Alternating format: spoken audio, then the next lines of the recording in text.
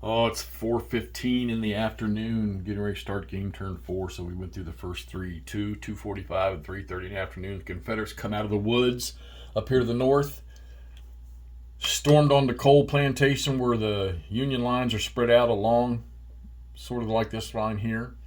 And the Confederates have driven them back. They've taken nothing but one step loss. There are two batteries of cannons here, pretty potent, four-strength cannons to get to them shooting together, and they can bombard on their own as long as they have a line of sight up to four hexes. Okay, and then of course they'll get cut in half, but they were able to chase them off. They got lucky enough to cause a step loss on one unit. I think it was this guy when he was up in here. Oh no, he was one of these guys, and then he got caught up in a combat, and they got eliminated. Two-step units, so two hits and they're done. But then the Union, surprisingly, on the second turn, okay, they don't get any combat on the first turn. It's a 2 p.m. turn, and they don't get any movement.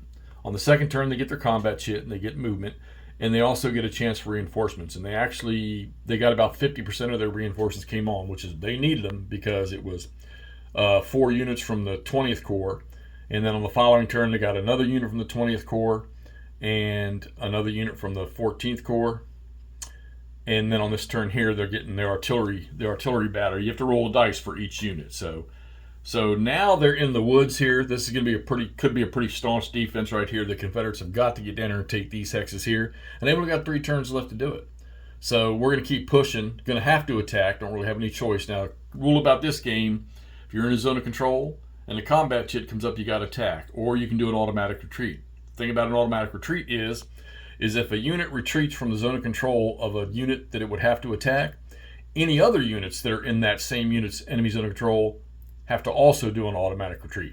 Okay? So it can daisy chain down the line. I've already had to use 5 or 6. If a unit has an attack strength of 0, it has to retreat. I don't think there's one in this scenario. It's the junior reserves over here.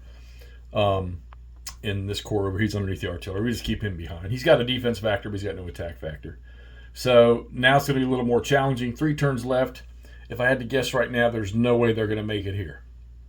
So then I guess it's victory point determination after that. So let's push. We're going to go ahead and try to get this thing finished up across 5 Aprils, guys. This thing plays so fast. It's I forgot how fast it played, and it's got 5 battles in it. Yeah. So this is a good starter game to teach somebody how to play or get somebody into game, and it's easy to play. It's chit draw, so they put in a fog of war mechanic for you. So that's awesome. All right, we're going to keep driving. We'll get back to you as soon as we wrap this up. All right, well, the Battle of Bentonville is over. Yeah, it's funny. I didn't even know that this battle existed. Of course, I don't know much about how stuff that happened, other than the major fights, Shiloh, Vicksburg, and some of the stuff in Tennessee. I don't know much outside of the Virginia theater, stuff over here on the east, because that's where I'm at, of course, and in the valley. All right, well, so this is over. The Commanders never did get to take any of these hexes. So how you calculate victory by when you don't take the objectives is you do a victory point determination, which is by step losses. So configuring the step losses, for 2-step units that are eliminated, that's 3 points apiece. All right. For 1-step unit eliminated, that's 2 points.